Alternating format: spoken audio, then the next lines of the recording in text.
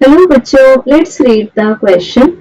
A spot is placed on the bottom of a slab made of a transparent material of refractive index 1.5.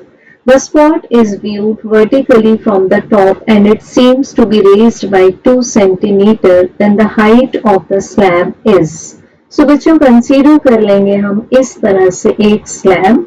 इस slab को हम लोग पहले एक plane में ड्रॉ कर रहे हैं जस्ट. बट ये स्लैब बेसिकली कैसी होगी, this will be like this कि एक क्यूबॉइड शेप में होगी. तो इस तरह से हम लोगों ने इसको एक क्यूबॉइड शेप में ड्रॉ कर लिया. अब बच्चों यहाँ पर इसके बॉटम में रखा हुआ है एक स्पॉट. तो मान लेते हैं ये है हमारे पास में spot. This is the spot.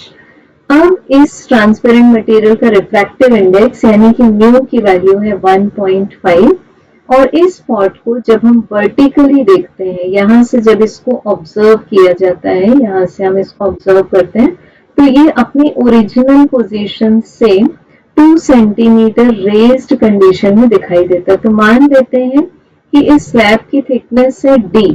तो बच्चों हमें ये स्पॉट ऊपर से कहाँ दिखाई देता है, d-2 सेंटीमीटर पर. अगर हम d को मान लें सेंटीमीटर में तो हमें क्या मिलेगा, we will be getting the refractive index of the transparent medium equals to the real depth divided by the apparent depth.